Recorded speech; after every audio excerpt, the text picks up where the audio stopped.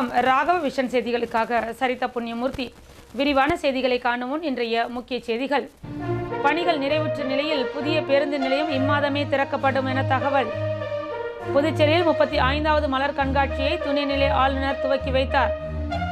இருசக்கர வாகனத்தில் குழந்தையுடன் சென்ற பெண்ணை வழிமறித்து கத்தியை காட்டி மிரட்டி தாலி சரடை பறித்து சென்ற திருடனை போலீசார் தேடி வருகின்றனர். மத்திய மாநில அரசுகளை கண்டித்து புதுச்சேரி காங்கிரஸ் கட்சியினர் ஆர்ப்பாட்டம். இனி விரிவான செய்திகள். புதிய பேருந்து நிலையத்தின் கட்டுமான பணிகள் முடிவுற்றுள்ள நிலையில் இம்மாதமே திறக்கப்படும் என தகவல் வெளியாகியுள்ளது. புதுச்சேரி நகரின் வளர்ச்சியை கருத்தில் கொண்டு 1980களில் மறைமலை அடிகள் சாலையில் புதிய பேருந்து நிலையம் கட்டப்பட்டது. சுமார் 40 ஆண்டுகள் பழமை வாய்ந்த இந்த ராஜீவ்காந்தி பேருந்து நிலையம் காலப்போக்கில் கடும் இட நெருக்கடியை சந்தித்தது. இதனை இடித்துவிட்டு ஸ்மார்ட் சிட்டி திட்டத்தின் கீழ் ஒருங்கிணைந்த புதிய பேருந்து முனையம் கட்ட திட்டமிடப்பட்டது. இப்பணி கடந்த 2023ஆம் ஆண்டு ஜூன் மாதம் தொடங்கப்பட்டது. இதற்காக 29,55 லட்சம் ரூபாய் நிதி ஒதுக்கப்பட்டது. புதிய பேருந்து நிலையத்தின் பணிகள் ஒருபுறம் தொடங்கி நடைபெற்று கொண்டிருக்க, தொடர்ந்து அதே பகுதியில் பேருந்து நிலையம் இயங்கப்பட்டது. பேருந்து நிலையத்தை முழுமையாக காலி செய்து கொடுத்தால் மட்டுமே பணிகளை விரைந்து முடிக்க முடியும் என ஒப்பந்த நிறுவனம் தெரிவித்தது. இதனையடுத்து கடந்த ஜூன் மாதம் 16ஆம் தேதி பேருந்து நிலைய வளாகம் முற்றிலுமாக காலி செய்யப்பட்டது. பேருந்துகள் அனைத்தும் AFT மைதானத்திற்கு திருப்பி விடப்பட்டு அங்கு தற்பொழுது வரையில் தற்காலிக பேருந்து நிலையம் செயல்பட்டு வருகின்றது. இதன் பிறகு பணிகள் மும்முரமாக நடைபெற்று வந்தது. சுமார் 4.5 ஏக்கர் பரப்பளவு கொண்ட பேருந்து நிலையத்தின் மையப்பகுதியில் போக்குவரத்து முனைய கட்டிடம் கட்டப்பட்டுள்ளது. இங்கு 31 கடைகள், 2 உணவகங்கள், 3 பயணிகள் காத்திருப்பகம், 4 போக்குவரத்து அலுவலகம், 3 பயணச்சீட்டு பதிவகம், 6 ஆம்னி பேருந்து அலுவலகங்கள், பயணிகளுக்கான இரவு தங்கும் அறைகள் 2, விசாரணை அலுவலகம், தகவல் மையம், முதலுதவி அறை, கட்டுப்பாட்டு அறை, நிர்வாக அலுவலகம், மின் அலுவலகம், பொருட்கள் காப்பகம் ஆகியவை இடம்பெற்றுள்ளது. பேருந்து நிலையத்தில் ஒரே நேரத்தில் 46 பேருந்துகள் நிறுத்தும் வசதி ஏற்படுத்தப்பட்டுள்ளது. மேலும் பேருந்து நிலையத்திற்கு பேருந்துகள் வருவதற்கும் செல்வதற்கும் என 2 வழிகள், பொதுமக்கள் வருவதற்கு மைய பகுதியில் தனியாக 1 வழி என 3 வழிகள் அமைக்கப்பட்டுள்ளது. பேருந்து நிலைய வளாகத்தை சுற்றி 300க்கும் மேற்பட்ட இருசக்கர வாகனங்கள், 25 4 சக்கர வாகனங்கள், 18 ஆட்டோக்கள் மற்றும் 10 டாக்ஸிகள் நிறுத்த இடவசதி செய்யப்பட்டுள்ளது. இறுதிக்கட்ட பணிகள் மும்முரமாக நடைபெற்று வரும் நிலையில் புதுச்சேரி நகராட்சி ராஜீவ்காந்தி ஒருங்கிணைந்த பொலிவுறு போக்குவரத்து முனையம் என்று தமிழிலும் ஆங்கிலத்திலும் பெயர் பலகையும் வைக்கப்பட்டு தற்பொழுது மிக அழகாக காட்சியளிக்கின்றது. புதுச்சேரியில் மலர் கண்காட்சியை துணைநிலை ஆளுநர் கைலாஷ்நாதன் துவக்கி வைத்தார். புதுச்சேரி மாநில வேளாண் துறை சார்பில் ஆண்டுதோறும் மலர், காய்கறி மற்றும் கனி கண்காட்சி நடத்தப்பட்டு வருகின்றது. அதன்படி இந்த ஆண்டும் புதுச்சேரி தாவரவியல் பூங்காவில் இன்று முதல் 3 நாட்கள் நடைபெறும் கண்காட்சியை துணைநிலை ஆளுநர் கைலாஷ்நாதன் தொடங்கி வைத்தார். இந்நிகழ்ச்சியில் முதலமைச்சர் ரங்கசாமி, சபாநாயகர் செல்வம், வேளாண் துறை அமைச்சர் ஜெயக்குமார், சட்டமன்ற உறுப்பினர்கள் அனிபால் கென்னடி, கல்யாணசுந்தரம் மற்றும் துறை அதிகாரிகள் கலந்து கொண்டனர். தொடர்ந்து துணைநிலை ஆளுநர், முதலமைச்சர் உள்ளிட்டோர் கண்காட்சிக்கான வண்ண பலூன்களை பறக்கவிட்டு காட்சிப்படுத்தப்பட்டிருந்த மலர்கள், காய்கனிகளை பார்வையிட்டனர். குறிப்பாக கண்காட்சியில் திராட்சையில் வடிவமைக்கப்பட்ட திருவள்ளுவர், ஜல்லிக்கட்டு காளையை அடக்கும் வீரன், ரோஜா உள்ளிட்ட மலர்களால் அலங்கரிக்கப்பட்ட ரயில் என்ஜின், மலரால் ஆன வயலின், சேவல் உருவங்கள், புஷ்பா படத்தில் இடம்பெற்ற மாட்டு வண்டியில் நிறம் பூசப்பட்ட செம்மரக்கட்டைகள் மற்றும் கல்மர பூங்கா ஆகியவை இடம்பெற்றுள்ளன. மேலும் கண்காட்சியில் வீரிய காய்கறிகள், கனிகள் ரகங்கள், மலர் ரங்கோலி, தோட்டக்கலை சாதனங்கள், பிரதான தோட்டக்கலை பொருட்களின் உற்பத்தியாளர்களின் விற்பனை அரங்குகள், இசை, நடன, நீரூற்று, சிறுவர்களுக்கான ரயில் ஆகியவை இடம்பெற்றுள்ளது. இக்கண்காட்சியை காண ஏராளமான பொதுமக்கள் மற்றும் சுற்றுலா பயணிகள் வருகை புரிந்து புகைப்படங்கள் மற்றும் செல்ஃபிகள் எடுத்து மகிழ்ந்து வருகின்றனர்.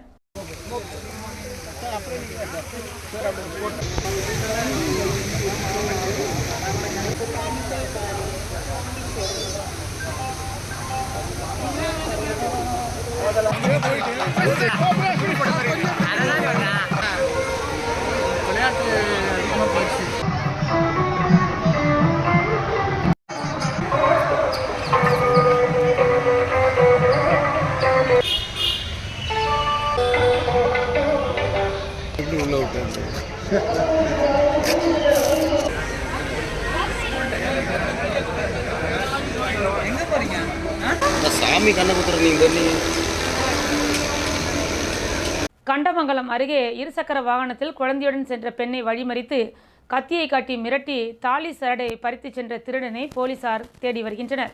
விழுப்புரம் மாவட்டம் கண்டமங்கலம் அருகே உள்ள குராம்பாளையம் மாரியம்மன் கோவில் வீதியைச் சேர்ந்தவர் மணிவண்ணன். விவசாயியான இவரது மனைவி பெயர் ஐஸ்வர்யா ராய். இவர் நேற்று மதியம் திருக்கனூரில் தனியார் பள்ளியில் ப்ரீகேஜி படிக்கும் தனது 3 வயது மகனை வீட்டிற்கு அழைத்து செல்வதற்காக இருசக்கர வாகனத்தில் திருக்கனூர் சென்றுள்ளார். பின்னர் மகனுடன் வீட்டிற்கு ஸ்கூட்டியில் சென்று கொண்டிருந்த பொழுது குராம்பாளையம் ஏரிக்கரை அருகே அவரை பின்தொடர்ந்து வந்த மர்ம நபர் திடீரென அவர் வண்டியின் குறுக்கே தனது மோட்டார் சைக்கிளை நிறுத்தி குழந்தையின் கழுத்தில் கத்தியை வைத்து மிரட்டி அவர் அணிந்திருந்த தாலி சரடையும் ஐஸ்வர்யா ராயின் செல்போனையும் பறித்து கொண்டு அங்கிருந்து வேகமாக சென்று விட்டார். இதுகுறித்து ஐஸ்வர்யா ராய் கண்டமங்கலம் காவல் நிலையத்தில் புகார் தெரிவித்தார். திருடு போன தாலி சரடு 7.25 பவுன் என தெரிய வந்துள்ளது. மேலும் செல்போனின் மதிப்பு 20,000 ரூபாய் எனவும் தெரிய வந்துள்ளது. இதுகுறித்து கண்டமங்கலம் போலீசார் விசாரணை நடத்தி வருகின்றனர். இதற்கிடையே தாலி சரடை திருடிச் சென்ற மர்ம நபர் ஒரு மோட்டார் சைக்கிளில் மாஸ்க் அணிந்தபடி செல்வது அங்குள்ள கண்காணிப்பு கேமராக்களில் பதிவாகியுள்ளது. தற்பொழுது அந்த மர்ம நபரின் புகைப்படம் சமூக வலைதளங்களில் வைரலாகி வருகின்றது. மத்திய மாநில அரசுகளை கண்டித்து புதுச்சேரி காங்கிரசார் ஆர்ப்பாட்டத்தில் ஈடுபட்டதால் பரபரப்பு ஏற்பட்டது. அமெரிக்காவில் வாழும் இந்தியர்களை அவமதித்த அமெரிக்காவை கண்டித்தும் அமெரிக்காவின் மீது மத்திய அரசு நடவடிக்கை எடுக்க வேண்டும். தொடர்ந்து மீனவர்கள் தாக்கப்படும் போது கண்டுகொள்ளாத மத்திய மாநில அரசுகளை கண்டித்தும் ஏழை எளிய மக்களுக்கு விரோதமாக தாக்கல் செய்யப்பட்ட மத்திய பட்ஜெட்டை கண்டித்தும் புதுச்சேரி காங்கிரஸ் கட்சி சார்பில் கண்டன ஆர்ப்பாட்டம் மாதாக்கோவில் அருகே நடைபெற்றது. முன்னாள் முதலமைச்சர் நாராயணசாமி தலைமையில் நடைபெற்ற இந்த கண்டன ஆர்ப்பாட்டத்தில் சட்டமன்ற கட்சித் தலைவர் வைத்தியநாதன் மற்றும் முன்னாள் அமைச்சர்கள், சட்டமன்ற உறுப்பினர்கள், மகளிர் அணியினர், இளைஞர் அணியினர் என அனைத்து பிரிவு நிர்வாகிகள் என 100க்கும் மேற்பட்டோர் கலந்து கொண்டு கோரிக்கைகளை வலியுறுத்தி கண்டன கோஷங்களை எழுப்பினர். தொடர்ந்து தடுப்பு கட்டைகள் மீது ஏறி மத்திய மாநில அரசுகளை கண்டித்து கண்டன கோஷங்களை எழுப்பினர். இதனையடுத்து முன்னாள் முதலமைச்சர் நாராயணசாமி உட்பட 100க்கும் மேற்பட்டவர்களை போலீசார் கைது செய்தனர்.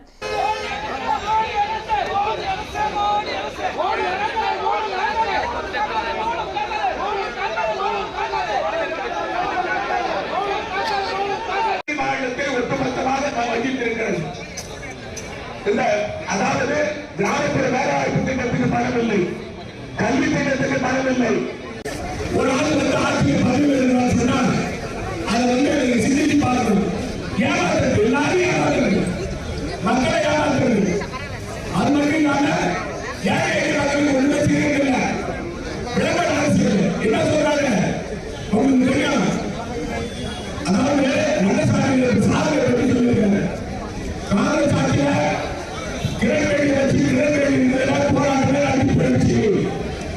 டெல்லி தேர்தலில் பாஜக வெற்றி பெற்றதை அடுத்து புதுச்சேரி பாஜகவினர் பட்டாசு வெடித்து கொண்டாடினர். கடந்த 5ஆம் தேதியன்று டெல்லியில் சட்டப்பேரவை தேர்தல் நடைபெற்றது. அந்த தேர்தலின் முடிவுகள் இன்று வெளியாகியுள்ள நிலையில் 70 தொகுதிகளில் தற்போது வரை பாஜக 48 இடங்களில் முன்னிலை வகித்து வருகின்றன. 27 ஆண்டுகளுக்கு பிறகு பாஜக டெல்லியில் அதிக இடங்களில் வெற்றி பெற்று விரைவில் ஆட்சி அமைக்க உள்ளது. இந்நிலையில் டெல்லியில் பாஜக வெற்றி பெற்றதை கொண்டாடும் விதமாக புதுச்சேரி பாஜகவினர் சட்டமன்ற உறுப்பினர்கள் ராமலிங்கம், ஜான்குமார் தலைமையில் இந்திரா காந்தி சதுக்கம் மற்றும் பல்வேறு முக்கிய சந்திப்புகளில் பட்டாசு வெடித்தும் பொதுமக்களுக்கு இனிப்புகள் வழங்கியும் தங்களின் மகிழ்ச்சியை வெளிப்படுத்தி கொண்டாட்டத்தில் ஈடுபட்டு வருகின்றனர்.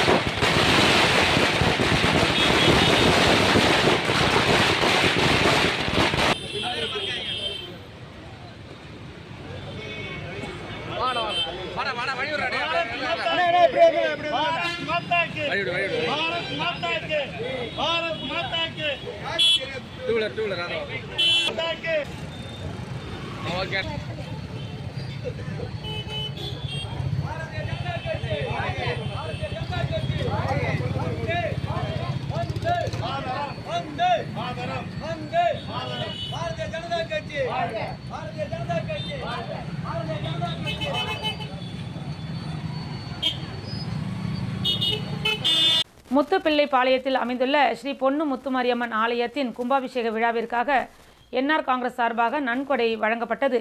உழவர்கரை தொகுதிக்குட்பட்ட முத்துப்பிள்ளைபாளையம் பகுதியில் பொன்னு முத்துமாரியம்மன் ஆலயம் அமைந்துள்ளது. இந்நிலையில் இந்த கோவிலின் புனரமைப்பு பணிகள் முடிவுற்று கும்பாபிஷேக விழாவிற்கு ஏற்பாடுகள் செய்யப்பட்டு வருகின்றது. கும்பாபிஷேக செலவிற்காக முன்னாள் அமைச்சர் பன்னீர்செல்வம் தலைமையில் என்ஆர் காங்கிரஸ் நிர்வாகிகள் முதலமைச்சர் ரங்கசாமி முன்னிலையில் ஆலய நிர்வாகியிடம் நன்கொடை வழங்கினர். இதன்போது என்ஆர் காங்கிரஸ் கட்சி நிர்வாகிகள் உட்பட பலர் கலந்து கொண்டனர்.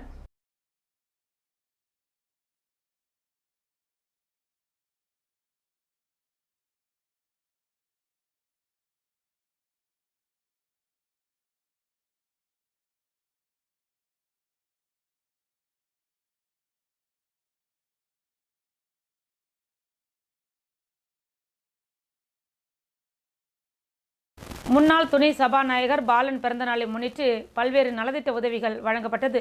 முன்னாள் துணை சபாநாயகரும் உழவர்கரை தொகுதி முன்னாள் சட்டமன்ற உறுப்பினருமான பாலன் பிறந்தநாளையொட்டி தொகுதி முழுவதும் அவரது ஆதரவாளர்கள் நலத்திட்ட உதவிகள் வழங்கி கொண்டாடி வருகின்றனர்.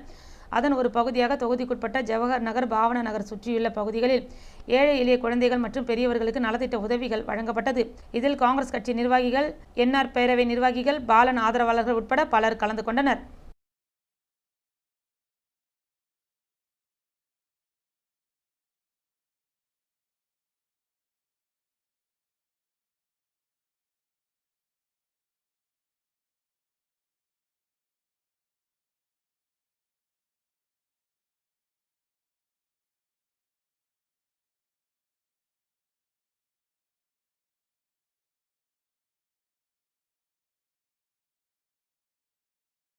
பத்து ஆண்டுகளாக செயல்படாமல் இருந்த கன்னியாகோவில் மார்க்கெட் கமிட்டி மீண்டும் செயல்பட தொடங்கியுள்ளது.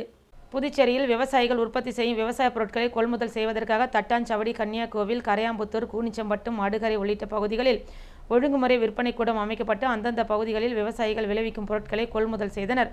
இதனால் விவசாயிகளும் பயனடைந்தனர். இந்நிலையில் கன்னியாகோவிலில் உள்ள ஒழுங்குமுறை விற்பனை கூடத்திற்கு விவசாய பொருட்கள் வரத்து குறையவே கடந்த 10 ஆண்டுகளாக செயல்படாமல் இருந்தது. இதனால் விவசாயிகளும் விவசாய பொருட்களை வெளி மார்க்கெட்டில் விற்பனை செய்து வந்தனர். இந்நிலையில் வேளாண் துறை அமைச்சர் தேனி ஜெயக்குமார் உத்தரவின் பேரில் வேளாண் துறை அதிகாரிகள் விவசாயிகளை வீடு தேடி சென்று மார்க்கெட் கமிட்டிக்கு விவசாய பொருட்களை கொண்டு வருமாறு கோரிக்கை விடுத்ததுடன் உரிய விலை வழங்கப்படும் என்று உறுதியளித்தனர். இதனை ஏற்றுக்கொண்ட விவசாயிகள் அறுவடை செய்யப்பட்ட நெல் உள்ளிட்ட தானிய வகைகளை இன்று கன்னியாகோவில் மார்க்கெட் கமிட்டிற்கு கொண்டு வந்து விற்பனை செய்தனர். இதுகுறித்து விவசாயிகள் தெரிவிக்கையில், விவசாயிகளிடம் கொள்முதல் செய்யப்படும் விவசாய பொருட்களுக்கு நல்ல விலை கொடுத்தால் அனைத்து விவசாயிகளுமே மார்க்கெட் கமிட்டியில் பொருட்களை விற்பனை செய்ய தயாராக இருப்பதாகவும், கொள்முதல் செய்யப்படும் நெல்லுக்கு அன்றைய தினமே பணத்தையும் வழங்க வேண்டும் என்றும் அவர்கள் கோரிக்கை விடுத்துள்ளனர். தொடர்ந்து மார்க்கெட் கமிட்டி நல்ல முறையில் செயல்பட்டால் சுமார் 15க்கும் மேற்பட்ட கிராமங்களைச் சேர்ந்த விவசாயிகள் இங்கே பொருட்களை விற்பனை செய்ய வருவார்கள் என்றும் அவர்கள் தெரிவித்தனர்.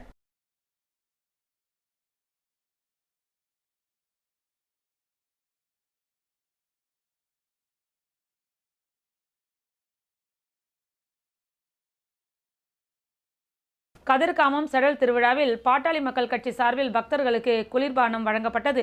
கதிர்காமத்தில் அமைந்துள்ள ஸ்ரீ முத்துமாரியம்மன் செடல் திருவிழாவை முன்னிட்டு இந்திரா நகர் மற்றும் கதிர்காமம் சட்டமன்ற தொகுதி பாட்டாளி மக்கள் கட்சி வன்னியர் சங்கம் சார்பில் செடல் திருவிழாவிற்கு நேர்த்திக்கடன் மற்றும் சுவாமி தரிசனம் செய்ய வந்த பக்தர்களின் தாகம் தீர்க்க சர்பத் மற்றும் சுவை நீர் வழங்கப்பட்டது. மாநில துணை அமைப்பாளர் வடிவேல் தலைமையில் நடைபெற்ற இந்நிகழ்ச்சியில் சிறப்பு அழைப்பாளராக மாநில அமைப்பாளர் கணபதி மற்றும் வன்னியர் சங்க மாநில தலைவர் மதியழகன் ஆகியோர் கலந்து கொண்டு சுமார் 1000க்கும் மேற்பட்ட பக்தர்களுக்கு சுவை நீரினை வழங்கினர். இதில் தொகுதி தலைவர், செயலாளர் உள்ளிட்டோர் கலந்து கொண்டனர். மேலும் மாநில தொழில் சங்க செயலாளர் பாண்டிதுரை, தொகுதி தலைவர் ராதாகிருஷ்ணன், வன்னியர் சங்க துணைத் தலைவர் பாண்டுரங்கன் மற்றும் பிரபாகரன், சுரேஷ், தினேஷ், அமிர்தலிங்கம், ஜெயச்சந்திரன், மதன்குமார், தண்டபாணி, வேலாயுதம், பாஸ்கர், சேகர், மதன்குமார், கலையரசன், ராஜேஸ்வரி, சிவராஜ், முருகன் உள்ளிட்ட திரளான நிர்வாகிகள் கலந்து கொண்டனர். வில்லியனூர் கொம்யூன் கோபாலன் கடைப்பேட் பகுதியில் அமைந்துள்ள வர்ணமுத்து மாரியம்மன் ஆலய கும்பாபிஷேக விழா நடைபெற உள்ளது.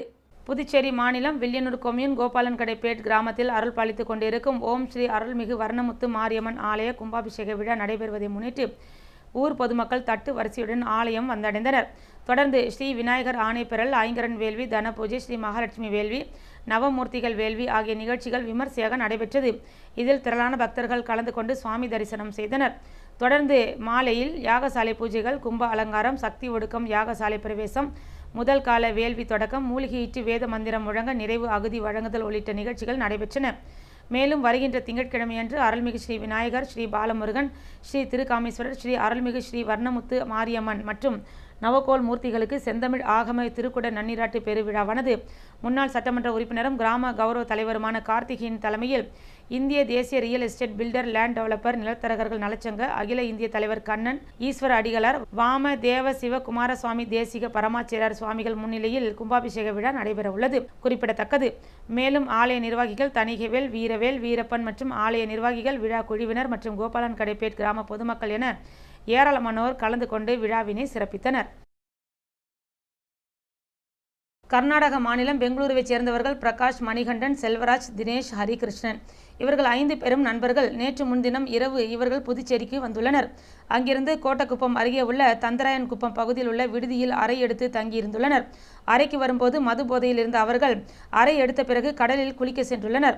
அதனை கவனித்த தனியார் விடுதி மேலாளர் அவர்களை கடலில் குளிக்கக்கூடாது என கூறி தடுத்துள்ளார். ஆனால் அவருக்கு தெரியாமல் ஒவ்வொருவராக அறையை விட்டு வெளியேறி கடலில் குளித்துள்ளனர். அப்போது ராட்சத அலையில் ஹரிகிருஷ்ணன் என்பவர் இழுத்துச் செல்லப்பட்டுள்ளார். கைகளை மேலே உயர்த்தி உதவி கேட்டுள்ளார். கரையில் இருந்தவர்கள் கூச்சலிடவே அருகில் இருந்த மீனவர்கள் படகை எடுத்து செல்வதற்குள் அவர் நீரில் மூழ்கியுள்ளார். இதனையடுத்து மீனவர்கள் சிறிது தூரம் கடலில் தேடியுள்ளனர். அவர் கிடைக்காததால் ஏமாற்றத்துடன் கரைக்கு திரும்பியுள்ளனர். இதுகுறித்து தகவல் அறிந்த கோட்டக்குப்பம் போலீசார் சம்பவ இடத்திற்கு சென்று நண்பர்களிடம் விசாரித்து பெங்களூருவில் உள்ள அவரது உறவினர்களுக்கு தகவல் அளித்துள்ளனர். வாலிபர் கடலில் குளிக்கும்போது மாயமானதால் கடற்கரை பகுதி பரபரப்பாக காணப்பட்டது. புதுவையில் இன்றைய தங்கம் மற்றும் வெள்ளி விலை நிலவரம். தங்கம் 1 கிராம் 7,945 ரூபாய். 1 பவுன் 63,560 ரூபாய். வெள்ளி 10 கிராம் 1040 ரூபாய். மீண்டும் இன்றைய முக்கிய செய்திகள். பணிகள் நிறைவுற்ற நிலையில் புதிய பேருந்து நிலையம் இம்மாதமே திறக்கப்படும் என தகவல். புதுச்சேரியில் 35வது மலர் கண்காட்சியை துணைநிலை ஆளுநர் துவக்கி வைத்தார். இருசக்கர வாகனத்தில் குழந்தையுடன் சென்ற பெண்ணை வழிமறித்து கத்தியை காட்டி மிரட்டி தாலி சரடை பறித்து சென்ற திருடனை போலீசார் தேடி வருகின்றனர். மத்திய மாநில அரசுகளை கண்டித்து புதுச்சேரி காங்கிரஸ் கட்சியினர் ஆர்ப்பாட்டம். இத்துடன் செய்திகள் நிறைவடைந்தன. வணக்கம்.